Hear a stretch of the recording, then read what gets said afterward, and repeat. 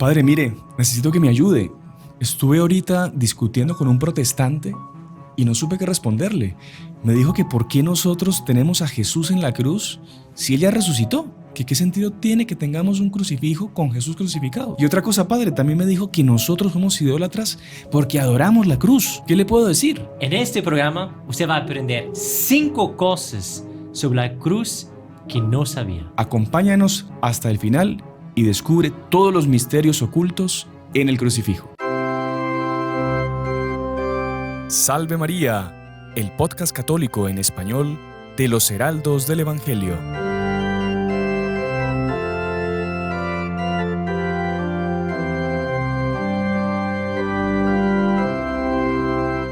Muy estimados amigos que nos acompañan por nuestro canal de YouTube, por la radio y por las otras plataformas por las que sale nuestro programa, bienvenidos una semana más a Salve María con los Heraldos del Evangelio, este podcast católico en español que preparamos desde los estudios de los Heraldos aquí en El Salvador. El día de hoy me acompaña nuevamente, como gracias a Dios está haciendo tradición, el padre Ryan Francis Donald Murphy. Salve María, padre, ¿cómo está? Salve María, miren, la primera ya. Sí, ya. Acertó.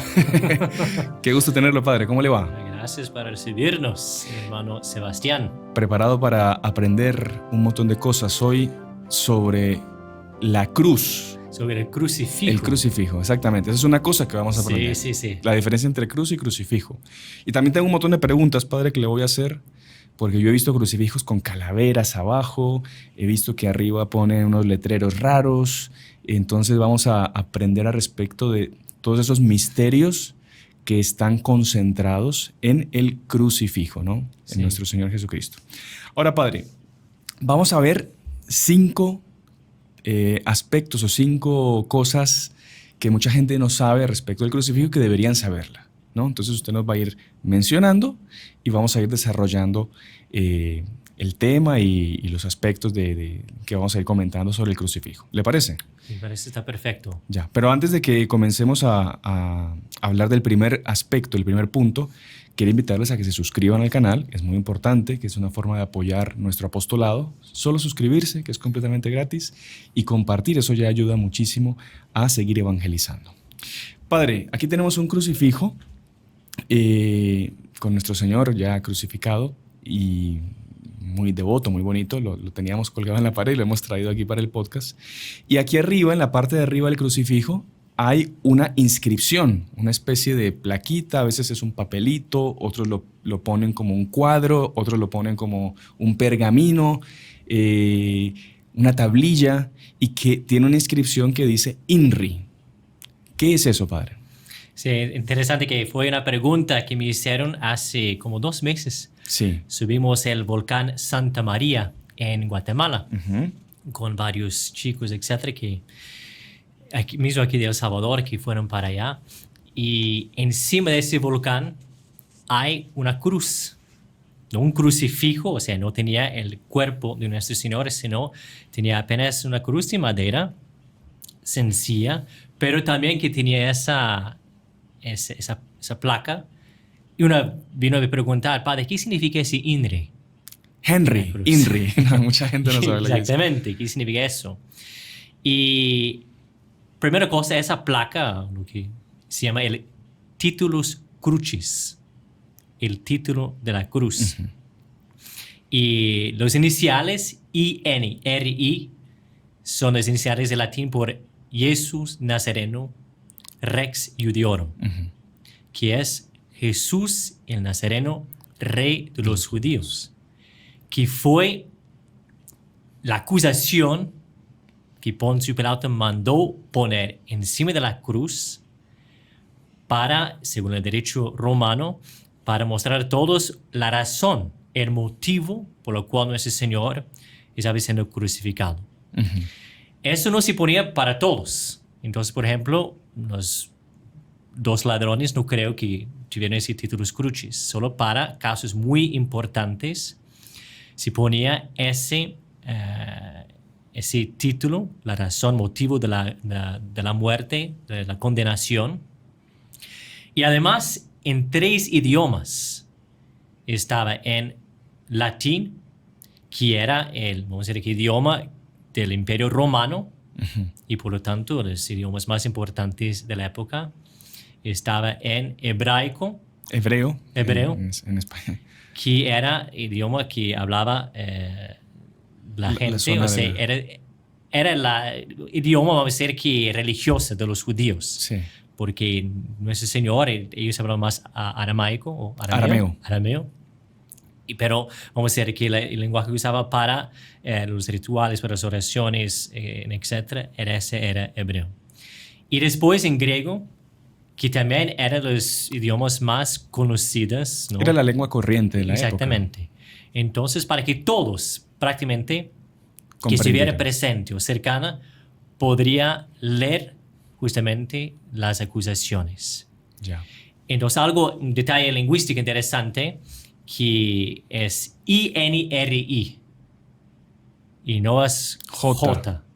Es porque en latín no se usa la J sino el I para decir tanto Jesús como Judeorum, judíos. Entonces, por eso se pone, y hasta hoy, ¿no? Nosotros ponemos encima de los cruces esa placa. Ahora, padre, era una placa importante porque todos los evangelistas mencionan en su evangelio, en su narración de la pasión de nuestro Señor, el hecho de que Pilato haya mandado a colocar esa placa. O sea, da una veracidad histórica, ¿no? Pero también demuestra la importancia de colocar esa placa sobre la cruz de nuestro Señor, como usted bien dice. ¿Sabe que era una burla que estaba haciendo Poncio Pilato? Porque obviamente no existía un rey de los judíos, porque estaba debajo del dominio romano. Claro. Y por lo tanto, ellos, los judíos mismos, dijeron, nosotros no tenemos rey. Más que el César. Más que el César, ¿no? Y por lo tanto, él al poner eso, estaba como diciendo, quien quiere ser rey, mire que lo que va a pasar con ellos. Sí. Y esa fue apenas una de las cosas para burlarse de nuestro Señor, porque nuestro Señor obviamente está usando una corona también de espinas. Sí. Como una corona que tenemos aquí en esa imagen ahí. Además, usaba como ese cetro que pusieron también. Una caña. Una caña también que era para burlarse de nuestro Señor. Otro también detalle interesante de Poncio Pilato poner, ¿no? Ese títulos crucis era también una forma de confirmar su autoridad sobre las autoridades judías. Porque claro, ellos quisieron después ir a pedirlo, casi que a exigirle a Pilato que no que quitase el titulus, sino que cambiase lo que decía, ¿no? Que pusiese Jesús no escribas el rey de los judíos, sino que él dijo, soy rey de los judíos. El que se hizo llamar rey de los judíos. Exactamente. Eso cuenta de San Juan, su evangelista, capítulo 19, versículo 21. Y como que en este momento, o sea, Poncio Pilato que durante todo el tiempo era un cobarde. Sí. Él que podría, obviamente, él que vio que nuestro Señor era inocente. Él sabía que era por envidia que estaba condenando, que quería la muerte de nuestro Señor. Él sabía que nuestro Señor era inocente, pero era cobarde, preocupado con su posición, que iba a perder también su trono, su popularidad. Entonces, él mandó condenar a nuestro Señor contra su gusto, pero mandó por cobardice. Pero en ese momento, como que él se toma de que no. Yo soy el que manda. Exactamente, con esas palabras famosas, ¿no? Quod scripsi scripsi, ¿no?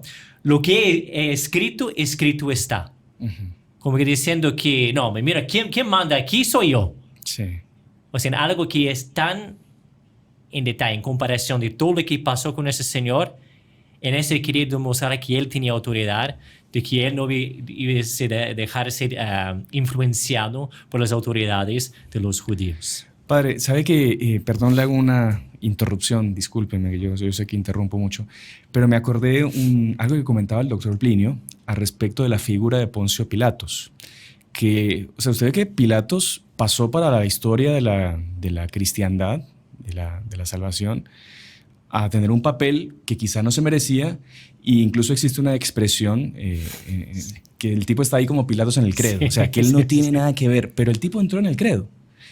Y el doctor Plinio decía, él quedó en el credo, quedó para la historia. ¿Para qué? Para que la humanidad se diese cuenta de lo que era un tercera fuerza y un mediocre. Un relativista, como nosotros hablamos sobre en otro podcast. Claro, porque era, como usted bien decía, era la persona que tenía la autoridad dada por el propio Dios, porque nuestro Señor mismo le dice eso, para librar a nuestro Señor, para soltarlo. Pero él, por pura mediocridad y por quedar bien con la opinión pública, él fue capaz de condenar al propio Dios. Exactamente. Y el doctor Plino también, me acuerdo un montón de cosas ahorita, él, en uno de sus Via Crucis, él ponía que el Imperio Romano, que había vencido tanto, que se había expandido por todas partes, se había derrotado a los pueblos más guerreros que existían, se había ahogado en la vasija de Poncio Pilatos cuando se había lavado las manos. Entonces, toda esa grandeza del Imperio Romano había quedado reducida ¿a qué? A un mediocre que no era capaz de impartir justicia. El pueblo que era justo por excelencia, el derecho, toda la cosa. Sí, exactamente. Y cometió la mayor injusticia de la historia, ¿no? Impresionante, ¿no? Pero en ese punto del Titulus Crucis, no, en ese punto él fue firme. Exactamente. ¿No? Qué vergüenza. Padre, este Titulus Crucis se puede visitar, ¿no? Existe. Entonces yo iba a hacer la pregunta, usted sí me hace las preguntas. Bueno, como usted quiera. Usted que es más, que viaja más que yo y todo eso, que tiene mucha más cultura que yo. Yo tengo menos viajes que el Titanic, por ahí dicen, entonces. Pero, o sea, yo obviamente para pesquisar todo, encontré que dice que la reliquia original se guarda en la iglesia de Santa Croce en Roma. Sí. ¿No? Si usted fue para allá. Sí. Bueno, si usted me permite, yo le puedo contar un poco la historia. La emperatriz Santa Helena, la madre de Constantino, quien hizo el edicto de Milán, que dio la libertad de culto al catolicismo, ¿no? En el Imperio Romano, ella hizo una peregrinación a Jerusalén, a Tierra Santa, con la idea de buscar las reliquias de la Pasión. Y cuentan los historiadores, ¿no? Heraclio principalmente y otros, y también La Leyenda Dorada, que es un libro pues piadoso, muy interesante, que tiene aspectos bonitos de contemplar, que llegando a Jerusalén, ella comenzó, pidiendo pues iluminación de Dios para que le mostrara dónde estaban las reliquias, y también interrogando a algunos judíos en la zona que le dijeran dónde estaba el famoso monte donde había sido crucificado nuestro Señor, ¿no? El Monte Calvario, el Gólgota, ¿no? Después creo que usted nos va a explicar algo de eso, ¿no? La cosa es que le muestran el lugar y ella ve que en ese lugar donde decían los judíos que había sido crucificado nuestro Señor, había un templo, habían erigido un templo misteriosamente. Discuten los historiadores si era un templo a Venus o a Afrodita, dos diosas de esas paganas. La cosa es que ni corta ni perezosa, Santa Helena va y manda que derrumben el templo. Ella misma dirige la destrucción de esos templos paganos y empiezan a escarbar en ese lugar y encuentran 3 cruces. Claro, porque era nuestro Señor que había sido enterrado con 2 ladrones. Y ahí viene la dificultad. ¿Cómo saber cuál es la cruz verdadera, la de nuestro Señor? Y ahí tienen una idea muy interesante. Mandan a traer un enfermo así gravísimo, y lo acercan a la primera cruz. Entonces toca la primera cruz y el enfermo, que estaba súper enfermo, queda más enfermo todavía. Entonces no, esta debe ser la cruz del mal ladrón. Sí, claro. De gestas. Después pasan a la siguiente cruz y el enfermo que se había quedado más enfermo de lo que había llegado vuelve a su estado de enfermedad normal. No, esta debe ser la cruz del buen ladrón, de San Dimas. Y después, cuando toca la tercera cruz, ahí él se cura completamente y de esa forma descubren qué es la verdadera cruz de nuestro Señor, la cruz donde había muerto Jesús, que había sido bañada, impregnada por la sangre de él. Ahí recogen esas reliquias y encuentran otras reliquias como el Titulus Crucis, que es el famoso INRI, encuentran la esponja con que saciaron la sed de nuestro Señor, la esponja bañada en vinagre, que se la acercan en el momento en que nuestro Señor dice, tengo sed, y otras reliquias que no recuerdo ahorita, creo que algo de la corona de espinas también, me parece, porque esas reliquias también se encuentran en esta iglesia que el padre comentaba, que queda en Roma, la iglesia de Santa Cruz en Jerusalén, Santa Croce in Gerusalemme. ¿Por qué se llama así? Perdón, padre, ya le dejo hablar a usted. ¿Esa es la misma que tiene la Escala Santo? No, es otra iglesia. Esta iglesia la mandó a construir Santa Helena cuando regresó de Tierra Santa con las reliquias. En una de sus propiedades, era uno de sus palacios, y ella mandó a traer, junto con las reliquias, tierra de Jerusalén. Entonces, sobre el lugar donde iba a construir la iglesia, puso toda la tierra de Jerusalén y ahí, encima de la tierra de Jerusalén, construyó la iglesia. Por eso se llama Santa Cruz en Jerusalén. Qué bonito. Y hasta hoy en día se puede visitar, tiene unas reliquias, bueno, esas reliquias que mencionamos. Está el dedo también de Santo Tomás, el dedo que, ¿se acuerda? Que Sí, Santo que Tomás tocó las llaves, metió en el costado de nuestro Señor. Está incorrupto y está ahí también. Wow. Y hay otras reliquias más también que ahorita no me acuerdo. Pero es un lugar obligado para quien va a Roma. En cualquier parte del mundo tenía una catedral para cada reliquia, ¿no? Y ahí hay tantas reliquias que ni se recuerda cuáles son. No, impresionante. Bueno, hablando de eso, ay, perdón. ¿Usted se acuerda que la Sainte-Chapelle, la famosa iglesia, que es de los lugares más visitados en el mundo, una iglesia espectacular, gótica, llena de vitrales, es un relicario? Fue mandada a construir por San Luis Rey en el siglo XIV, si no me equivoco, siglo XIII, siglo XIV, siglo XIII. Fue mandada a construir por San Luis Rey para albergar justamente la corona de espinas de nuestro Señor. Él la había comprado a unos mercaderes que en fin, la habían como que secuestrado. Él la compra, paga el rescate y él entra, manda a construir esa catedral y él entra descalzo, Wow. vestido de sayal, de saco, con esa reliquia maravillosa y la deposita en la Sainte-Chapelle, que después fue trasladada a Notre Dame, etcétera. Después fue el incendio famoso en Notre Dame que se salvó y ahí se encuentra todavía. Entonces ahí en la Sainte-Chapelle no está más la... No está más. No. Yo pensaba que estaba... Pero para que usted vea el valor que se le daba a las reliquias antiguamente, Sí, las claro. reliquias de la Pasión. Y como vamos a ver también, Sí. que también tiene esas reliquias, no es una veneración cualquiera Claro. que se rinda a esas reliquias, sino es algo mucho más que eso. Esa es la siguiente pregunta, padre, y es la segunda curiosidad que vamos a hablar hoy. Los católicos nosotros, por ejemplo, tenemos esta cruz acá. ¿Nosotros podemos adorar esta cruz? ¿Se le tiene que dar un culto de adoración? ¿O estaríamos hablando de idolatría, el hecho de nosotros adorar algo que representa a nuestro Señor Jesucristo crucificado? Sí. Bueno, en el propio Viernes Santo hay una parte que dice la adoración de la Santa Cruz. Sí. Entonces es en el momento que los católicos adoran la cruz que tiene delante de sí o es una lenguaje figurativa, ¿no? Sí.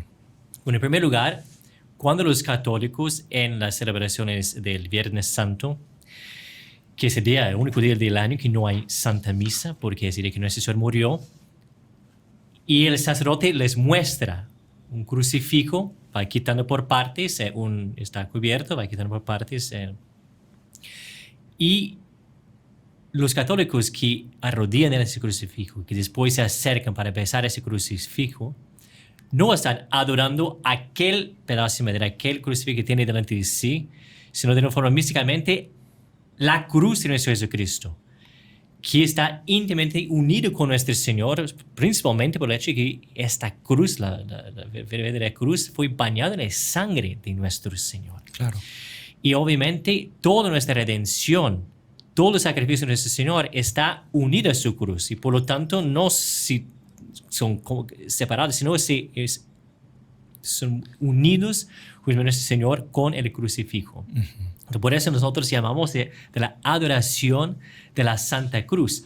Obviamente tenemos que ver que existe, perdón, una parte un poco más técnica existe. Pero importante para dejar claro. Es muy importante eso, que se llama el culto de adorar. Se llama latría. Sí. De donde viene la palabra idolatría. Claro, idolatría sería adorar un ídolo. Exactamente. Claro. Entonces, latría es el culto que rindamos a Dios. Única y exclusivamente a Dios. Dulía sería para los santos, etc.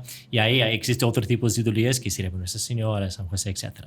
Pero para Dios es latría. Uh-huh. Ahora, existe latría absoluta que es para Dios directamente, la Santísima Trinidad, nuestro Señor Jesucristo, es también la adoración que nosotros rendimos a la Eucaristía, claro. Que no es un símbolo de nuestro Señor, si es el cuerpo, alma, sangre, divinidad de nuestro Señor Jesucristo. Pero después también existe la latría relativa, que es lo que se rinde a algo no por sí mismo, por el objeto en sí, sino en relación a lo que esa cosa representa. Entonces, cuando nosotros tenemos aquí un crucifijo y nosotros veneramos ese crucifijo o esa imagen que tenemos aquí de nuestro Señor Jesucristo flagelado, el hecho hombre, hecho homo, este es el hombre. Nosotros no estamos rindiendo culto a la madera o resina de que fue hecha la imagen, o que es lo que, sino lo que representa, que Claro. es nuestro Señor Jesucristo. Y por lo tanto, en Viernes Santo, adoramos de verdad la Santa Cruz con la adoración latría relativa. No la cruz en sí, la madera, etcétera, sino por estar unida a nuestro Señor Jesucristo, por estar bañado en la sangre de nuestro Señor Jesucristo. Y por eso el sacerdote, en el momento de elevar la cruz, él dice, ¿no? Ecce lignum crucis, venite adoremos. Mirad el árbol de la cruz, en el que estuvo clavada la salvación del mundo. Venid a adorarlo. Con toda propiedad, con todas las letras, adoramos, pero con latría relativa. Bueno, padre, y entonces, una pregunta que usted seguro me va a saber responder. Espero, ¿no? Que no matarlo con la pregunta. Una reliquia de la verdadera cruz de nuestro Señor, como estas que encontró Santa Elena, que muchas se encuentran distribuidas por todo el orbe cristiano. Incluso el pedazo más grande de la cruz se encuentra en España, en Cantabria, en un monasterio, pero hay muchos lugares que incluso nosotros en la capilla tenemos un trocito de la verdadera cruz de nuestro Señor. ¿Qué tipo de latría se le da a una reliquia de la Pasión? Es relativa también. Todo lo que da a las sagradas imágenes, reliquias de la Pasión, etcétera, es latría relativa. Vale, vale. Latría absoluta. Solo a Dios en la Eucaristía. Solo a Dios. Y la única que nosotros que tenemos que es visible es la Eucaristía. Ahora, padre, no sé si usted recuerda que antiguamente, cuando había un lignum crucis, que lo ponían en un relicario, siempre tenía que estar cubierto y cuando se destapaba se tenían que encender 2 velas. 2 velas y también se arrodillaba enfrente de la reliquia. Claro. No era apenas como una reliquia que uno que tiene de Santa Teresita. O poner un crucifijo normal. Es que ahí estaba, claro, un pedacito. Porque uno no sabe que en ese pedazo de cruz está la sangre de nuestro Jesucristo. Claro, claro. Que obviamente está unida hipostáticamente con la segunda persona de la Santísima Trinidad. Por eso es objeto de adoración. Vale. Perfecto, padre. Bueno, está clarísimo entonces. Entonces, para que no se dejen engañar, nosotros no estamos haciendo idolatría cuando adoramos la cruz, sino que estamos haciendo, como explicó el padre, el culto de latría relativa. Y los Viernes Santos es adoración una de adoración, la Santa Cruz. Claro, por medio de lo que representa esa verdadera cruz de nuestro Señor. Padre, vamos a hacer una pausa ahorita porque el tema está muy interesante, porque ya se nos fue medio programa, porque yo hablé mucho, discúlpeme. Y cuando volvamos, usted va a hablar libremente sobre los otros 3 aspectos que nos quiere enseñar sobre la cruz que tenemos que aprender en este día de hoy, en este programa. Así que no se muevan, ya regresamos. Salve María. Continuamos con la segunda parte de nuestro programa Salve María con los heraldos del Evangelio y hoy estamos tocando un tema súper interesante que estamos aquí disfrutando con el Padre Ryan, aprendiendo mucho sobre el crucifijo, los misterios que hay en la cruz de nuestro Señor, en el crucifijo, en todo lo que ocurrió en la pasión al respecto de la cruz, cómo se encontró, ya lo contamos también.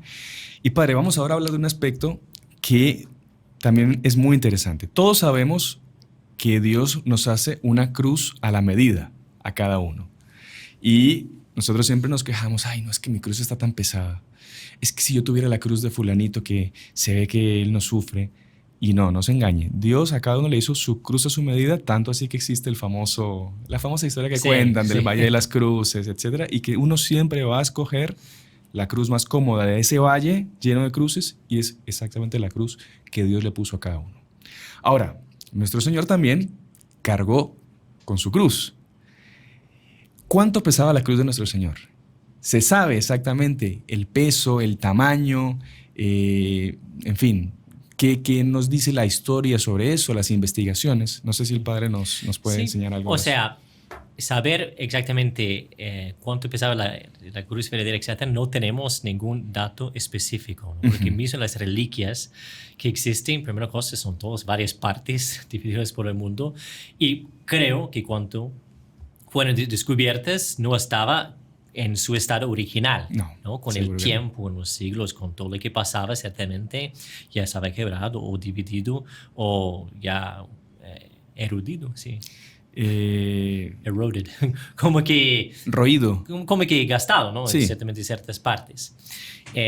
Pero nosotros sabemos, obviamente, que la cruz era pesado a tal punto que nuestro Señor necesitaba la ayuda para cargar. Si no, no iba a llegar Sí. al Calvario para ser crucificado. Entonces él precisaba la ayuda de Simón de Cirene para llevar la cruz hacia, ¿no?, el lugar de la crucifixión. Que, paréntesis, usted había preguntado sobre por qué algunos crucifijos tienen una calavera Ajá. aquí en la parte de abajo. Usted puede ver que existen algunos, ¿no? Sí, vamos a poner alguna imagen aquí en el programa para que lo vean. Y eso es justamente porque el lugar donde fue crucificado nuestro Señor se llamaba el lugar de la calavera, que según la tradición es el lugar donde fue enterrado a Adán. Sí. Y por eso estaba justamente la Su calavera cráneo, de él sí. y todo eso, su cráneo que estaba ahí. Que tiene también algo muy simbólico, es que cuenta la tradición que la sangre de nuestro Señor bañó, ¿no?, toda la cruz y entró a la tierra y también lavó el cráneo de Adán. Mira, Entonces, yo no sabía de eso.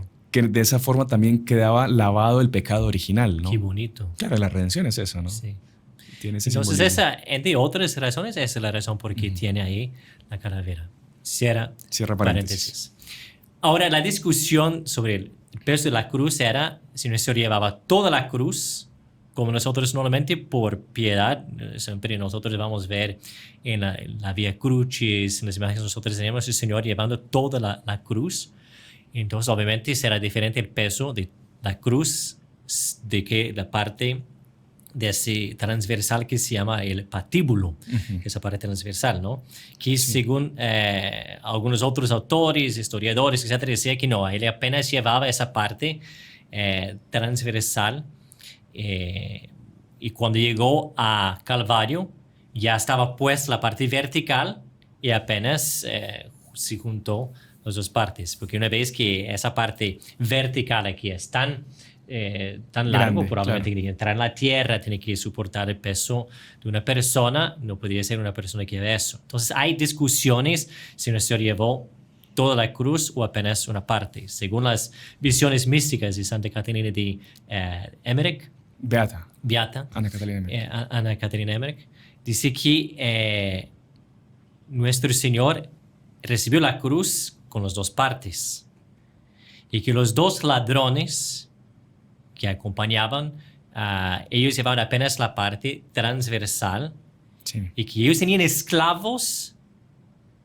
no esclavos de ellos, pero había esclavos llevando las partes, entre Largas. varios, largas. La parte la parte vertical Sí. de la cruz. Ese que llevó a nuestro Señor, según las visiones que ella tenía. Más reciente, en 1870, un cientista francés que se llamaba Charles de Fleury realizó varios estudios sobre la parte más física de la crucifixión de nuestro Señor y entró en eso también cuál sería, basado en la historia, basado en datos que él tenía, cuál sería el peso de la cruz. Y él llegó a la conclusión de que la cruz completa él daba más o menos en unos 100 kilos. Wow, 100 kilos. Entonces, imagínense nuestro Señor llevando esa cruz al Calvario, después de ser flagelado, después de quedar Mal toda aquella alimentado, noche, claro. no durmió nada, y después de todos los tormentos que pasaba, llevando eso. Si fuese apenas el patíbulo, o sea que es la pieza transversal, sería entre 34 a 57 kilos. Que mismo así, para llevar así en los hombros, Sí.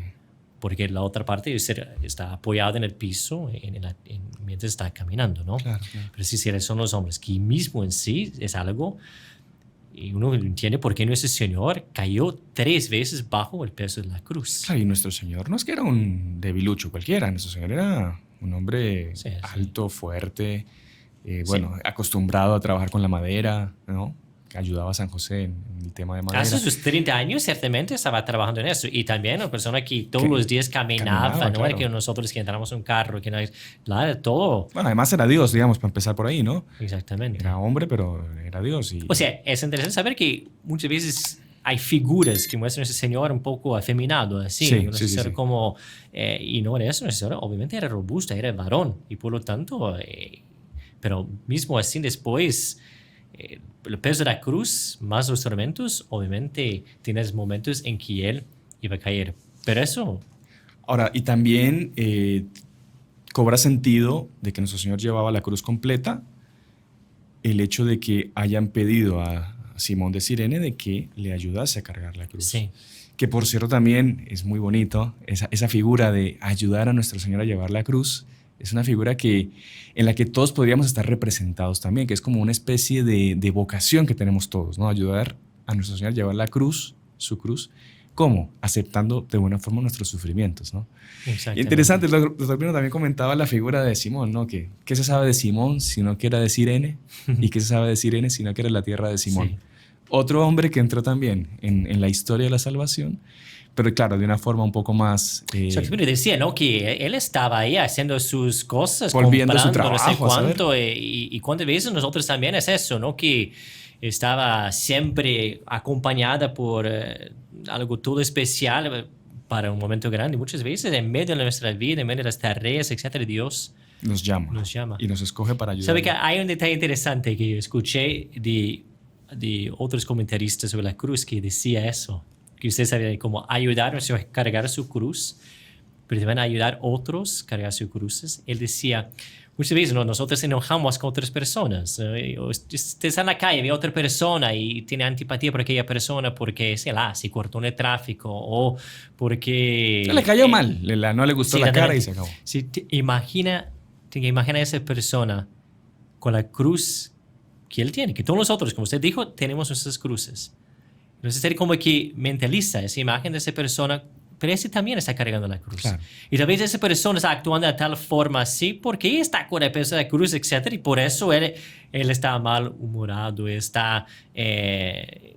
y por él me cae mal, pero tengo que entender, él también tiene su cruz para cargar. Su cruz puede ser la enfermedad de su hijo, que su esposa lo abandonó, que lo echaron del trabajo, que tiene una enfermedad también el que la está llevando con resignación.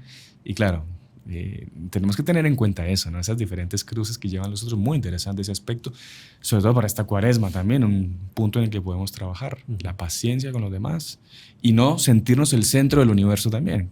Exactamente. O sea, llevemos nuestra cruz con paciencia y ayudemos a los otros a llevar su cruz con paciencia también, no poniéndole más peso a la cruz que ya tienen que llevar. Exactamente.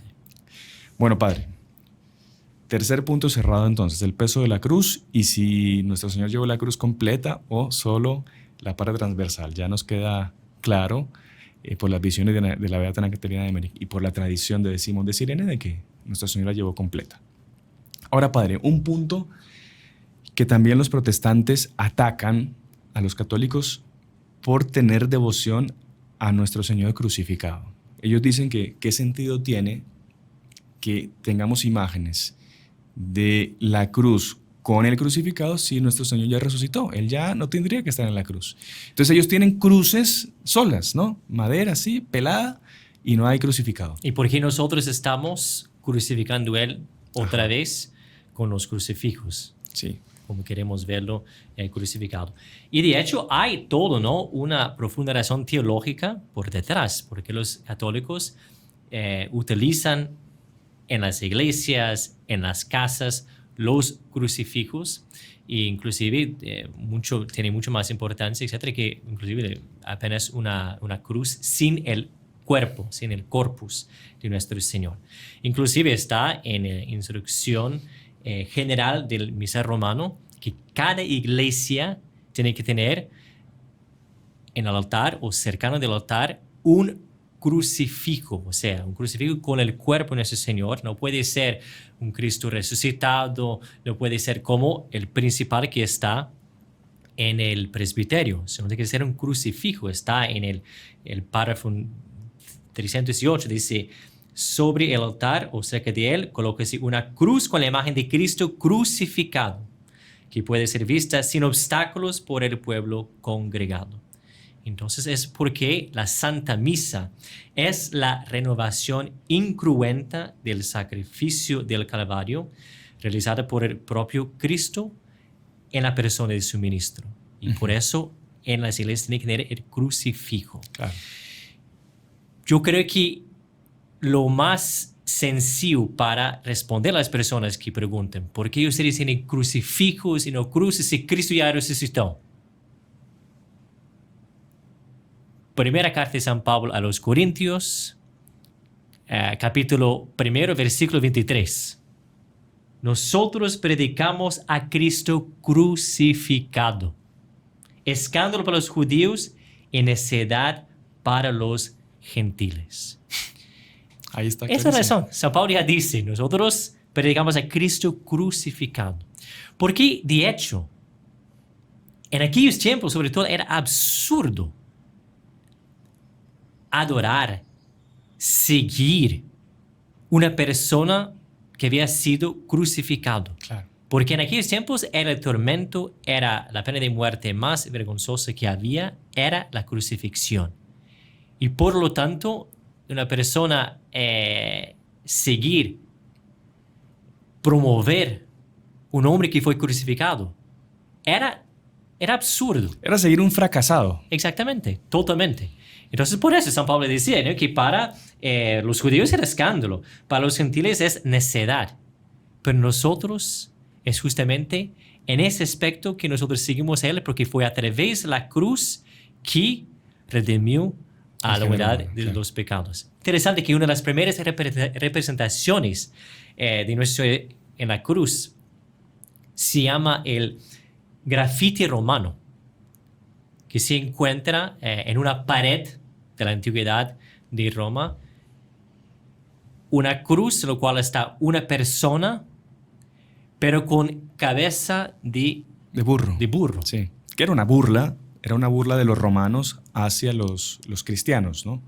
Exactamente. Que se burlaban justamente por seguir a alguien que había sido condenado y muerto en una cruz. Para que era absurdo, exactamente. Claro. Inclusive abajo está el nombre de ese cristiano en específico que era cristiano, que decía, Alexámenos adora a su Dios. El nombre de la persona se llama eso. Entonces, como que qué absurdo es eso. Usted adora a un Dios que en el fondo es un burro. Claro. Pero nosotros justamente es por la cruz que en primer lugar Dios nos redimió de nuestros pecados. Segundo, es por la cruz que nos muestra su amor hacia nosotros. Inclusive nuestro Señor, cuando Él apareció a sus apóstoles, después de la resurrección, de subir de los muertos, Él estaba con las llagas. Sí. Estaba con su, imagínate, todo resucitado, etc. Él podía estar perfectamente sin ninguna cicatriz, sin ninguna marca de la pasión, pero no, Él quiso mostrar, primero para los apóstoles, para saber quién era Él mismo. Que había sufrido lo que había sufrido. Exactamente. Entonces, porque, mira, mis manos, mis pies, soy yo mismo. Pero también para mostrar el amor que Él tiene para nosotros, sufriendo la pasión. Y estamos mostrando, nosotros tenemos aquí esa imagen con tanta cantidad de llagas que hay, los horrores de los pecados. Sí. Porque nuestros pecados es lo que causa también, ¿no?, a estas llagas De nuestro Señor. Sí. Y por lo tanto, esos no son heridas, símbolos de fracaso, símbolos de algo defectuoso, sino es símbolo de gloria, símbolo de triunfo. Claro. Y no hay que iludirse de que no va a venir la gloria, el triunfo, la resurrección sin pasar por la cruz. ¿Sabe que me acordé de un hecho muy interesante, padre, de San Martín de Tours? Aquel famoso que cortó su capa, ¿no? Yo pensé que era esa historia que iba a contar.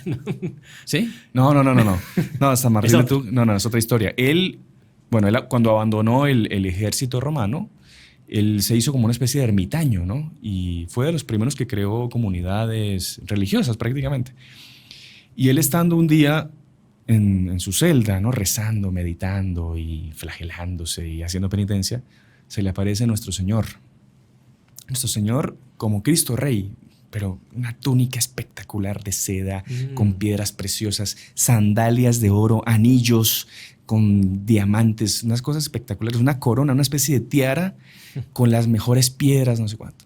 Y llega nuestro Señor y le dice: Martín, soy Jesucristo, tu Dios, adórame. Y San Martín lo mira así, sigue rezando y ni bola que le da a nuestro Señor, no le presta atención, ¿no? Ahí nuestro Señor, pero luminoso, una cosa espectacular así. Martín, soy tu Dios, ven y adórame. Y San Martín lo miraba así, esas sandalias de oro relucientes y una belleza de nuestro Señor espectacular, las piedras preciosas por toda parte. Baja la cabeza y sigue rezando. Y la tercera vez ya nuestro Señor, enfadado, le dice: Martín, soy Jesús, tu Dios, ven y adórame. Y ahí San Martín levanta la cabeza y le dice: tú no eres Jesús, porque tú no tienes las llagas de la cruz. Entonces era el demonio que, para engañarlo, se había aparecido como nuestro Señor todo glorioso, todo luminoso, pero no había puesto las llagas de la pasión, porque ahí estaba, en esas llagas estaba su derrota. Sí, exactamente. Y entonces él quiso engañar a San Martín, y San Martín, viendo que no tenía las muestras, las marcas de la cruz, no le creyó y se dio cuenta que era un engaño del demonio. Y eso tenemos que tenerlo claro nosotros. Para nosotros irnos al cielo, para resucitar, para la gloria, hay que pasar por la cruz, hay que pasar por el sufrimiento, por la cruz a la luz. Sí, y es por eso que los católicos, ¿no?, tenemos en nuestras casas, nuestros hogares, en las iglesias, crucifijos y no apenas cruces. Así es, muy interesante, Padre. Y bueno, Padre, aquí hay una curiosidad que yo no la sabía tampoco. Usted me la dio a conocer aquí cuando me pasó el guión del programa, también hecho como siempre. Y es que cuando uno pasa frente a un crucifijo, siempre puede ganar indulgencia, desde que haga una oración específica. Sí, claro. ¿Cómo es eso, Padre? Sí, esa sería la quinta parte, son las oraciones delante del crucifijo. Sí. Existe la oración que se llama oración ante el crucifijo. Uh-huh. No sé si es el caso de rezamos. Sí, si quiere que... Sí, vamos a rezar. ¿Que la lea yo o la lee usted? En English. En el nombre del Padre, y del Hijo, y del Espíritu Santo. Amén. Míreme, oh mi amado y buen Jesús, postrado en tu presencia. Te ruego con el mayor fervor que imprimas en mi corazón vivos sentimientos de fe, esperanza y caridad, verdadero dolor de mis pecados y propósito de jamás ofenderte, mientras que yo, con el mayor afecto y compasión de que soy capaz, voy considerando tus 5 llagas, teniendo presente lo que de ti dijo el santo profeta David. Han taladrado mis manos y mis pies, y se pueden contar todos mis huesos. En el nombre del Padre, y del Hijo, y del Espíritu Santo. Amén. Amén. Rezamos ante el crucifijo. Fenomenal. Entonces, esta oración ante el crucifijo, tradicionalmente se reza después de comulgar. Sí. Entonces, después de comulgar, se reza delante de un crucifijo, se puede ganar una indulgencia parcial. Pero, si uno reza esa oración después de comulgar, delante de un crucifijo, en un viernes durante la Cuaresma, usted puede obtener una indulgencia plenaria. Y si ya en la parte más fuerte de la Cuaresma, que es a partir del 5º domingo de la Cuaresma, y a partir hasta la resurrección, cualquier día en esa parte, si usted, después de comulgar, reza esa oración delante de un crucifijo, puede obtener una indulgencia plenaria. Siempre con las condiciones para la indulgencia plenaria. Que es, obviamente, confesarse sacramentalmente, comulgar, rezar las intenciones del Santo Padre, que puede ser un Padre Nuestro, Ave María, y detestar rechazo a cualquier pecado, inclusive venial. Los veniales. Entonces, eso aquí es para obtener indulgencias con esta oración. Pero no es la única indulgencia que uno puede recibir. con oraciones, con devociones con el crucifijo. Hay más dos. Lo otro sería la propia adoración de la cruz en Viernes Santo. Entonces, aquellos que participan de las ceremonias, de los oficios de Viernes Santo y se acercan la cruz que el sacerdote muestra, que es la cruz que tiene la iglesia, etc., besa esta cruz, el delante de esa cruz, también puede obtener una indulgencia plenaria en este día, el Viernes Santo. Y otro es el Vía Crucis. Claro.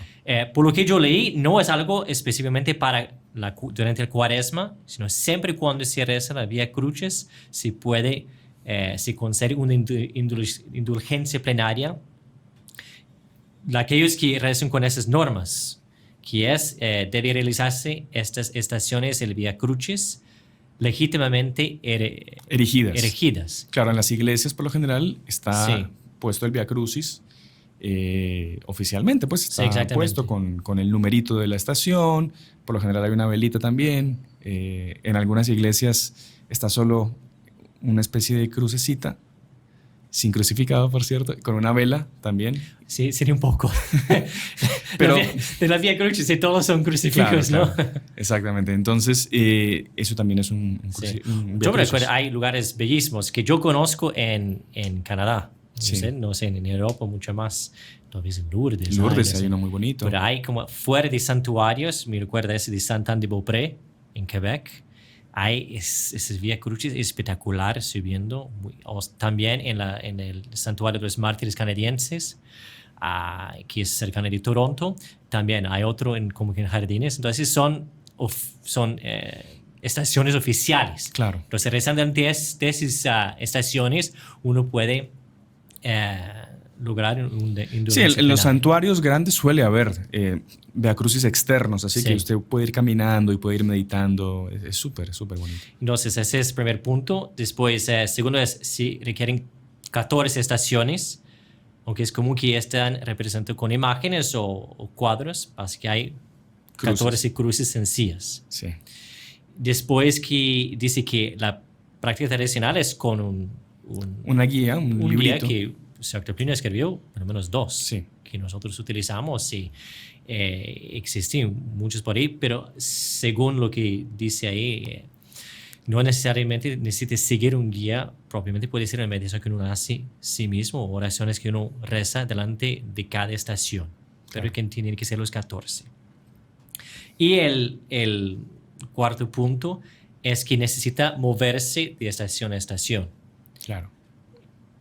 Hay muchas veces en iglesias, es muy común en las viernes, en la Cuaresma, que en las iglesias rezan con un número grande de gente la Vía Crucis dentro de la iglesia. Claro. Es imposible que toda la iglesia vaya moviéndose. Claro. Más de los 14. Entonces, normalmente hay como un conjunto litúrgico con la cruz procesional, etcétera, un sacerdote o quien está dirigiendo, que ellos van pasando y la gente desde su lugar está acompañando. Claro.